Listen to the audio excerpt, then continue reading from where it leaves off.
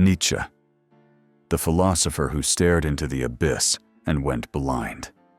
Intro: The Sound of Collapse. January 3rd, 1889. Italy. Turin. History records the day as cold and gray. Carlo Alberto Square looks ordinary. A coachman is whipping an old horse that refuses to move. The crowd watches. No one intervenes. Pain has become routine. Until a man bursts through the people. Thick mustache, ragged coat, eyes carrying a terror that doesn't belong to this world.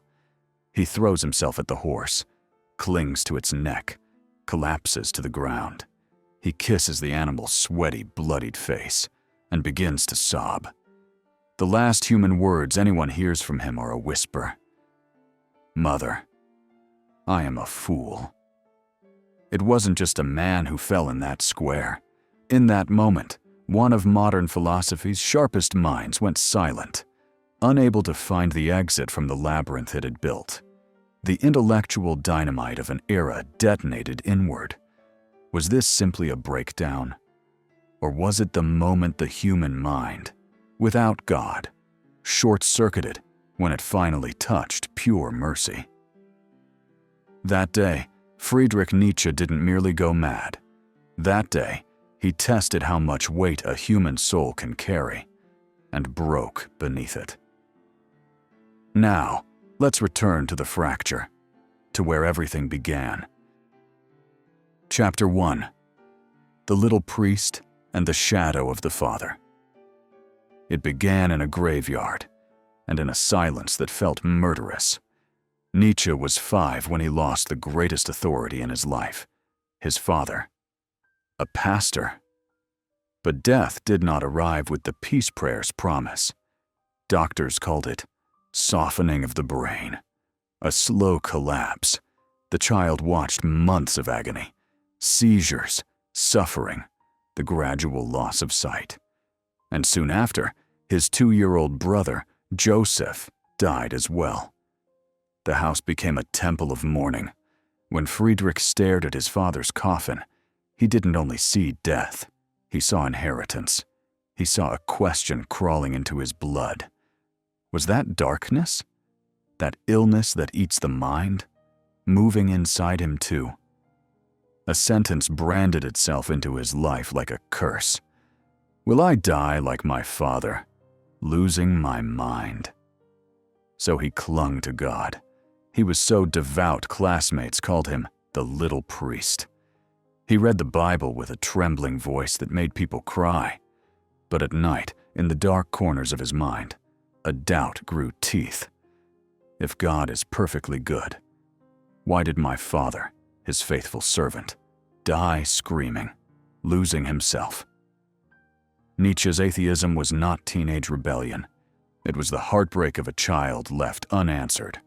And that heartbreak would become a courtroom, where he would one day put the morality of an entire civilization on trial.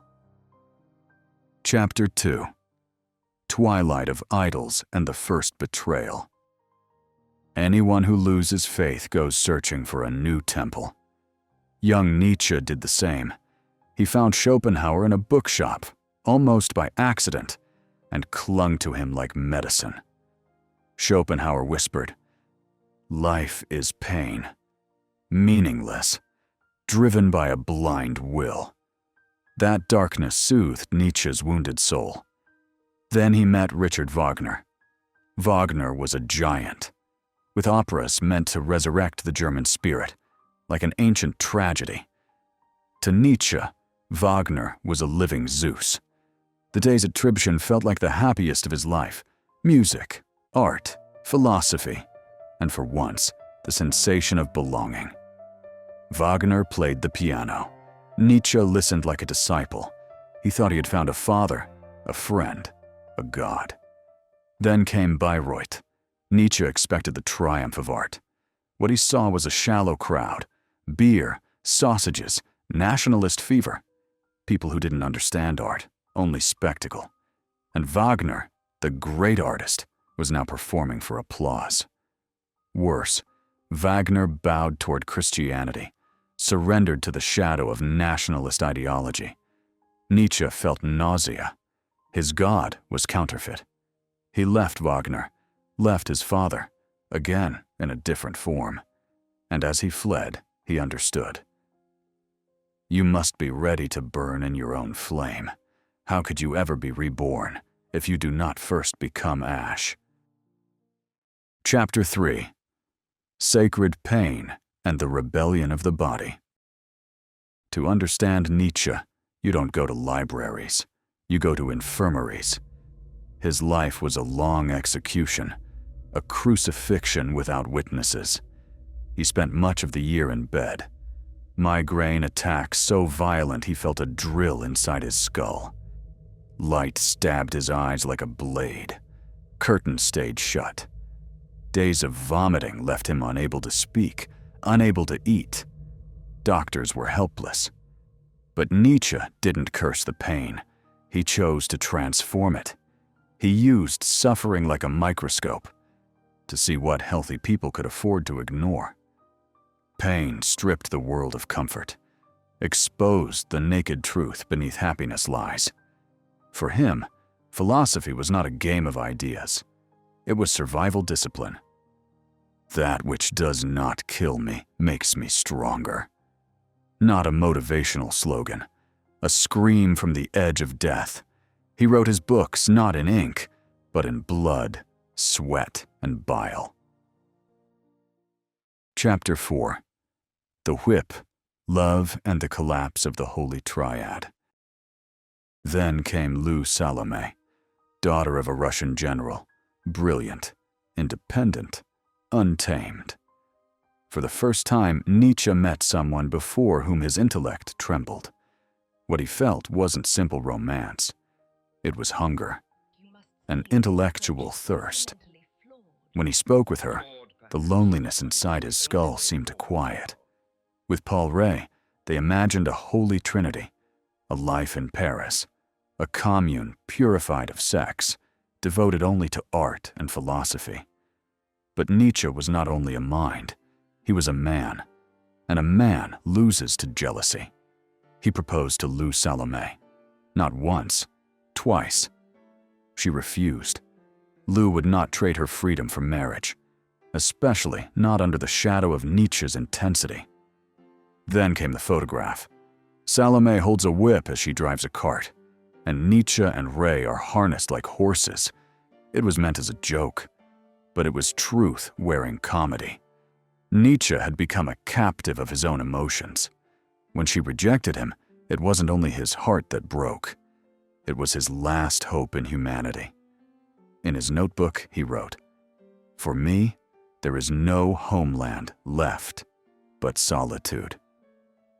And when the doors of love closed, he turned his face toward eternity. Chapter 5. Eternal Return and Zarathustra. Nietzsche fled people, titles, friends. He climbed higher, into the frozen air of the Alps, into Sils Maria. There, beneath the shadow of the Surlay rock, a thought struck him like lightning. Eternal return. Not merely a theory, a psychological nightmare. Imagine, one night in your loneliest hour, a voice touches your shoulder and says, "This life you are living, you will live it again, and again, and countless times more. Nothing will be new. Every pain, every joy, every betrayal, every thought, the buzz of that fly, the sting of that wound, the same order. Forever. The hourglass will be turned, and you will fall again as dust." What would you do? Would you collapse and curse the demon? Or would you embrace the horror and say, "Yes, again, and forever"? This is the test. Nietzsche's Ubermensch is not a superhero. The Ubermensch is the one who can love fate itself, Amor Fati, and say yes to life, even in its repetition, even in its terror. Thus, Zarathustra is born. God is dead, Zarathustra says, not a victory cry, a declaration of solitude beneath an empty sky. The protective father is gone. Everything is permitted, and therefore everything is your responsibility. Do you have the courage to become your own God?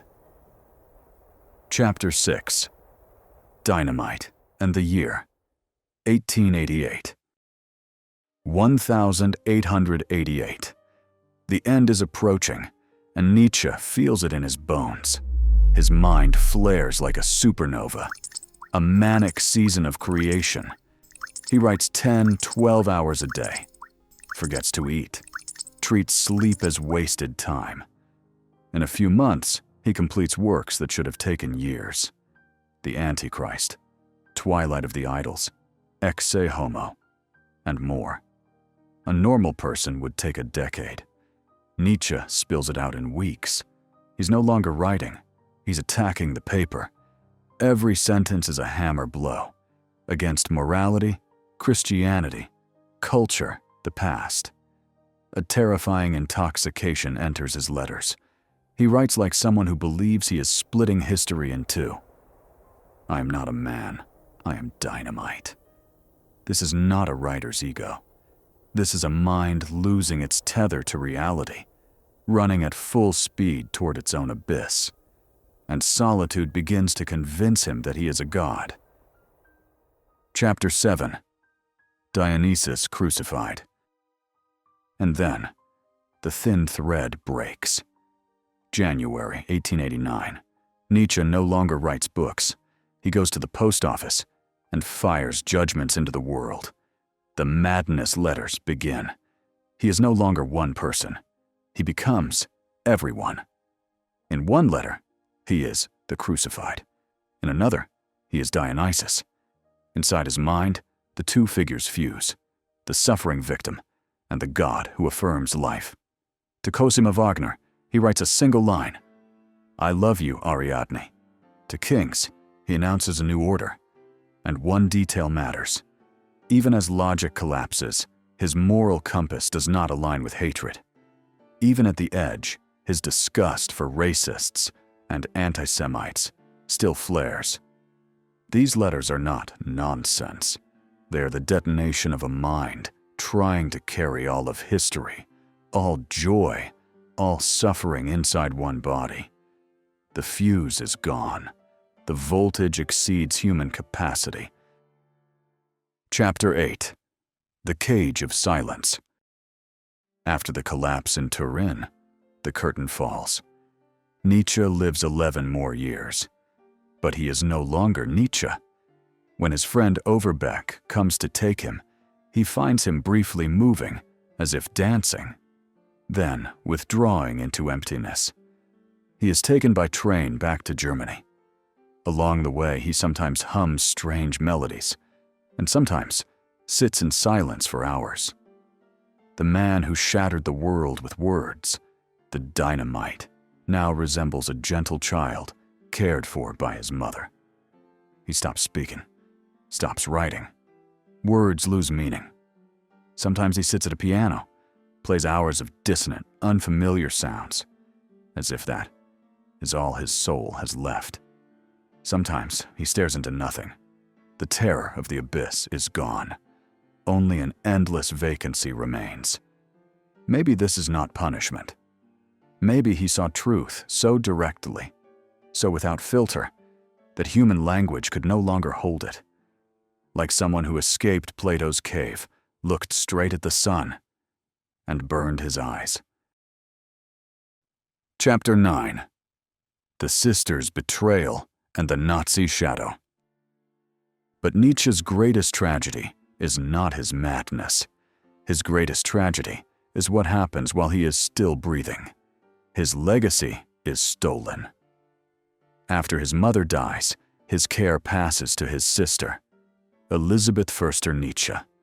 She embodies everything Nietzsche despised: racist, anti-Semitic, fiercely nationalist.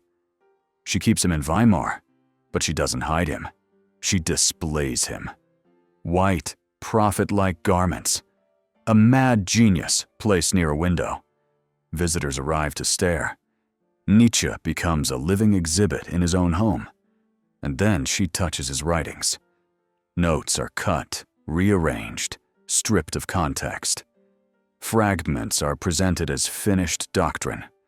A philosopher's legacy becomes political merchandise. Years later, Hitler visits the Nietzsche archive. Elisabeth presents him with Nietzsche's walking stick, and the world commits a grotesque theft.